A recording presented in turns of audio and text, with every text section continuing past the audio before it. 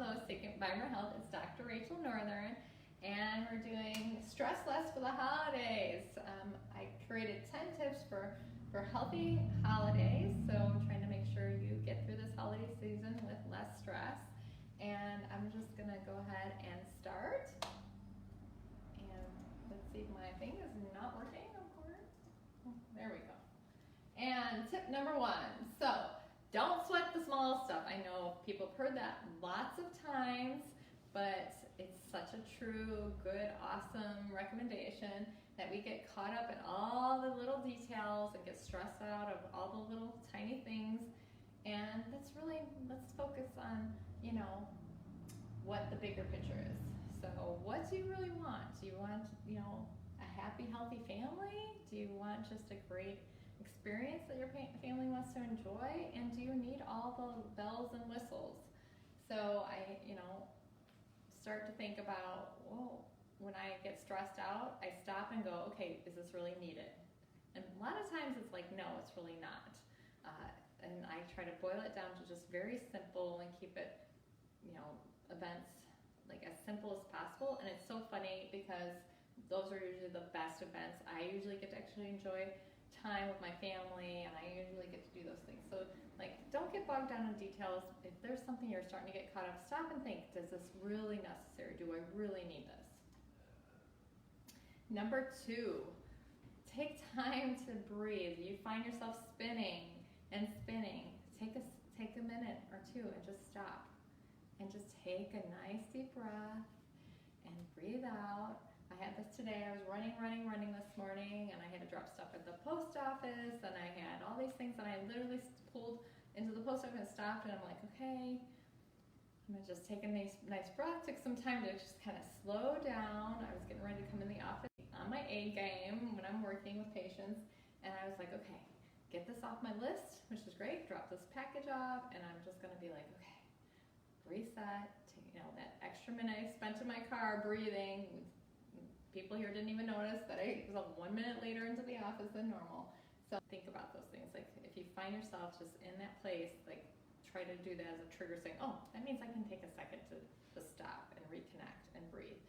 One thing I talk about a lot in my talks is making sure you're breathing low with your diaphragm, and I have lots of talks I've discussed that, of ways to meditate and take deep breaths, so you can go back to some of those other videos.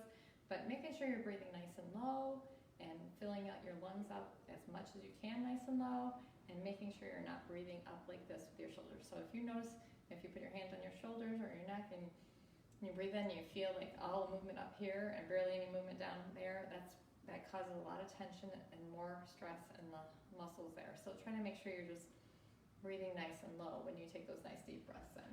So let's go on to tip number 3. Organize. Now, I already talked about simplify, less is more, and usually it creates a better place, but organize. And the way I'm talking about organize is, not just making sure your stuff's in a good place, but organize your thoughts. I am a big component, I talk about this too in other talks, but when I'm got a lot of things going on, and I know I got all this, jumbles coming at me in my head, I have a planner. I am still one of those old school girls that writes it down. I have one of those at a glance and the monthly calendar and weekly calendar, and I write things down and kind of put things in places so I know, okay, I have to bake some cookies this weekend, so when do I have time to go grocery shopping? And then put that into my calendar. And so then I'm like, no, when that day comes, I gotta make sure to go to the grocery store and get the stuff for the the cookies for this weekend. So that I'm not just wake up on Saturday morning and go, I gotta go to the store and get the stuff. I gotta do all these other things. So using a calendar really helps. Also, I like to I have just a plain notebook that I use, that I sit down about once a week. Sometimes it's every other week, and I just kind of brain dump all my thoughts of what's going on, all the things that kind of need to get done in my head, and just putting them on paper, and just not having any system, or just whatever comes to me, and I just keep writing everything down. That helps me look at it, and then I can look, okay, when I can then organize those thoughts and put them in my calendar of what I need to do.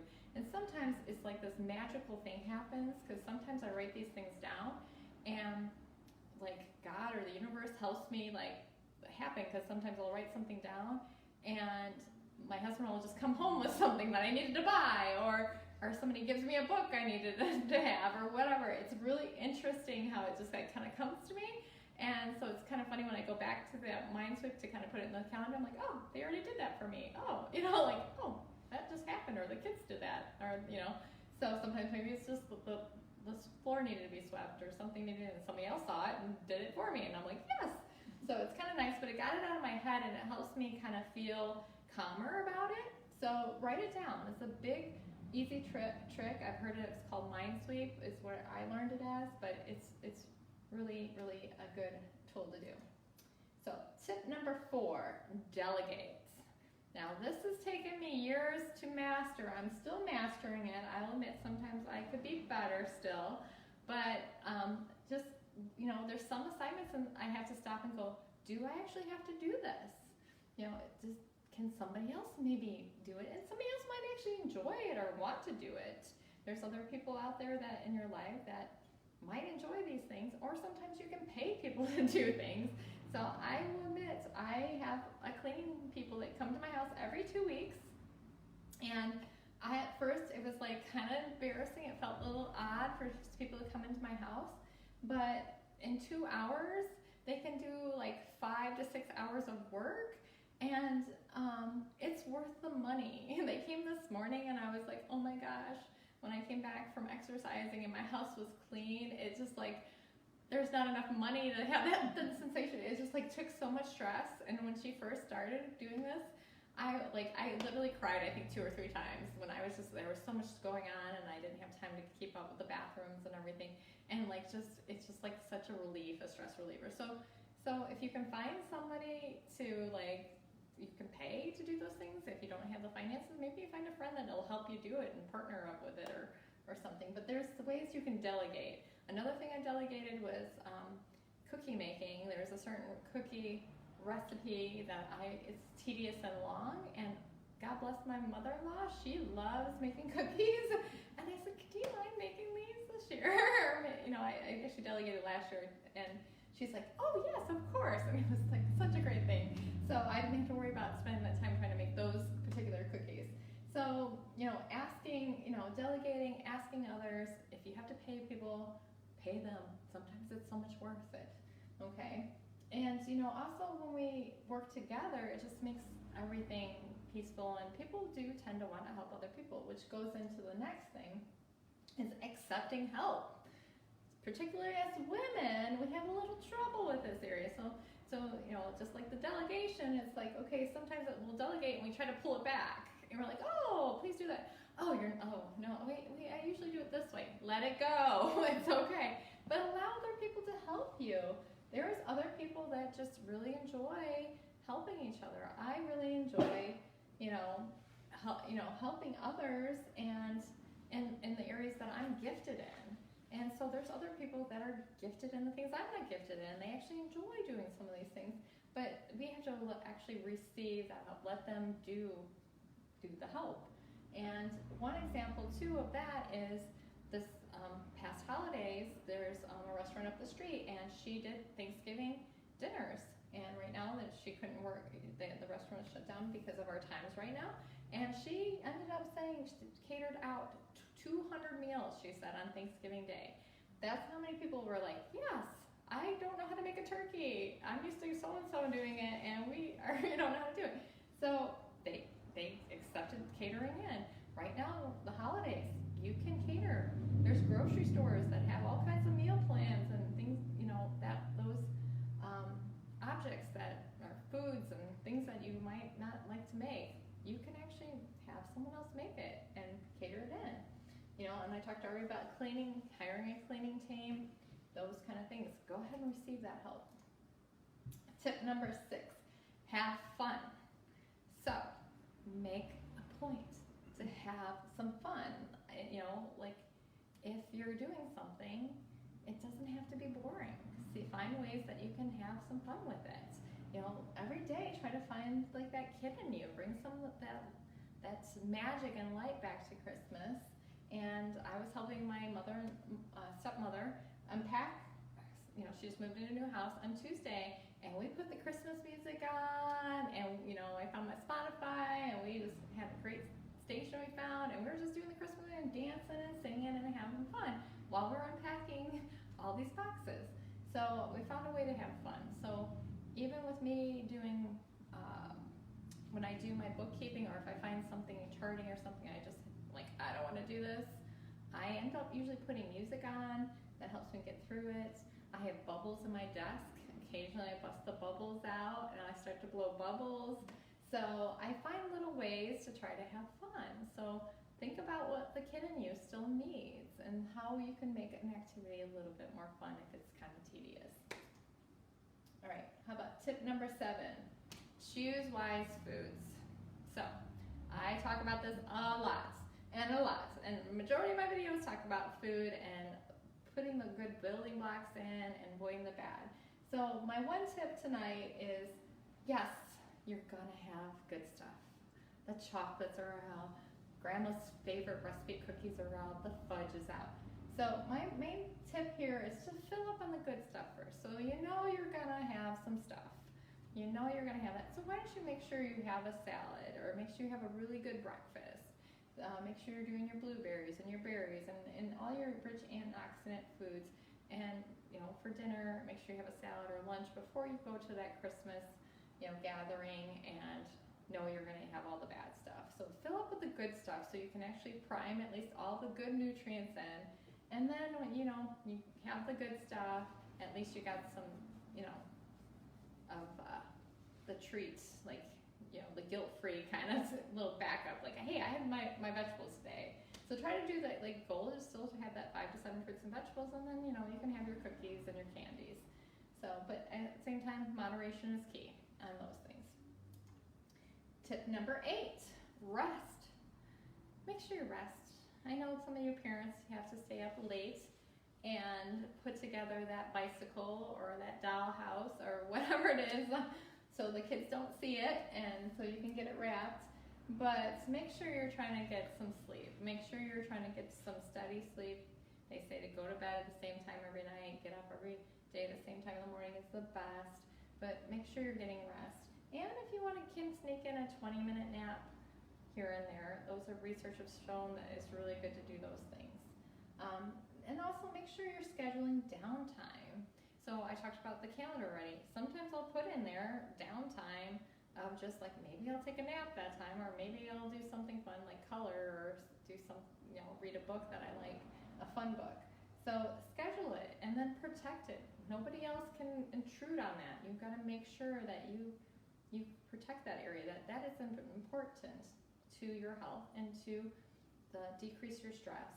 Makes things go better, and when you're well rested, you can receive people better, you can handle situations better, you can think better. There's all these benefits of making sure you get rest.